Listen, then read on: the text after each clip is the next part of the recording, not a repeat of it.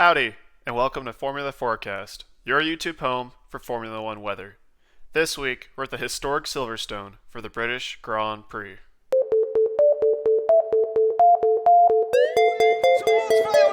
Who's going to be last on the brakes? Leclerc has that inside line. Through goes Hamilton. Unbelievable stuff. Through goes Hamilton. A famous clip from recent seasons of Formula One happened at the 2022 British Grand Prix, of which Silverstone has been the historic home of starting all the way back in 1948.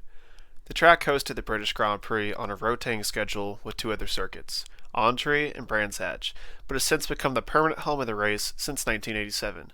This 5.9-kilometer track is a fan and driver favorite as it's known for its exceptional racing.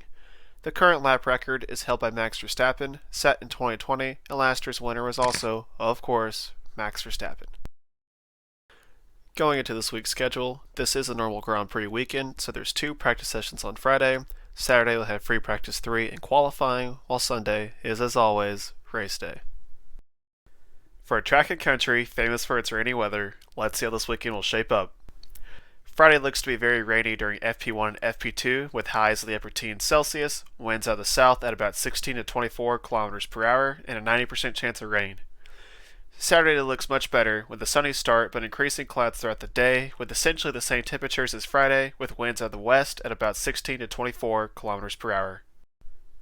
The reason for the contrasting weather on Friday and Saturday is due to the passing of a low pressure system on Friday. This low will bring in a weak cold front, short waves, a divergent air aloft, creating the necessary lift for rain on Friday. A similar setup is expected on Sunday, where the path of this low will bring in short waves and overall lift to the area, potentially causing light rainfall during the Grand Prix. However, even a few days out, the forecast can drastically change based on the path and timing of this low. That being said, here's my forecast for Sunday. I expect PM rain and mist to occur during the time of the Grand Prix. The temperature will be very similar to Friday and Saturday, with winds out of the southwest at about 16 to 24 kilometers per hour and a 40% chance of rain. Now that that's out of the way, it's time for news around the paddock. Again, this time it's the outside line. Oh, they make contact. He's got a puncher. He's damaged his front wing. The leading contenders for the World Championship come together. Following the Austrian Grand Prix, a lot of drama was stirred up by the Max and Lando crash. Both Max and Lando gave interesting post-race interviews. Max was dismissive, essentially stating that the crash was a racing incident caused by both of their mistakes during the Grand Prix. In contrast, Lando quickly asserted that he did nothing wrong, raced fairly, and that Max was entirely to blame for the whole ordeal, adding that Max owed him an apology. In truth, Lando had a few moments of aggressive dive bombs into Turn 3, but they were well within the rules. Max, however, was pushing the limit in a 2021-esque fashion throughout the entire fight by making double moves under braking and pushing Lando onto the grass on multiple occasions. This tension eventually bubbled over into what we saw on the track, with neither yielding. As a result, Max received a 10-second penalty and 2 penalty points, which I fully agree with, and Lando ultimately didn't finish the race. In any case, in the coming weeks, it'll be interesting to see how the relationship on and off the track evolves, as they are great friends at the moment. Maybe this will blow over, or perhaps it'll develop into a similar situation to the Lewis and Nico drama from 2016. That being said, here are the championship standings. Verstappen extended his lead in the driver standings as Lando ultimately retired after their incident, and Charles Leclerc failed to score any points. Otherwise, no major changes in the standings aside from George Russell, as he pulled within a point of Oscar Piastri following his win in the Austrian Grand Prix. As for the constructors' standings, Red Bull slightly extended their lead in the front, while the big mover was Haas after a double points outing and their best finishing position in recent memory, stemming from Nico Hülkenberg's P6.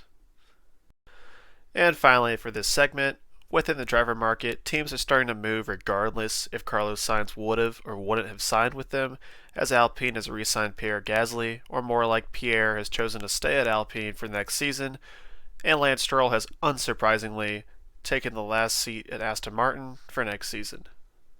As for my predictions for the Grand Prix, we're going to do the best 3 teams, worst 3 teams, and my top 5 drivers in order. In the best 3 teams, I'll again say Red Bull and McLaren for obvious reasons, and for that third team, I still think Mercedes will be quicker than Ferrari given how they've both recently performed, along with supposed upgrades coming to Silverstone for the Silver Arrows. As for the three weakest teams, I think Sauber, Williams, and Haas will be at the bottom, as it looks like RB has somewhat figured out the recent lack of pace. Alpine has consistently been scoring points, and Aston is still in no man's land, in 5th place in the constructor standings. Finally, for my top 5, I think Lando Norris will win his home Grand Prix for the first time. He's been driving more and more like a championship contender in recent races, and the big upgrade package coming from McLaren will also help. Next, I think Lewis Hamilton will come in at P2, just ahead of Max Verstappen. And in 4th and 5th, I have George Russell just ahead of Oscar Piastri, due to Oscar's problem with properly managing his tires. I'd like to thank you for watching. If you enjoyed the video, please leave a like and subscribe so I know to keep making these videos, and I'll see you in 2 weeks for the Hungarian Grand Prix.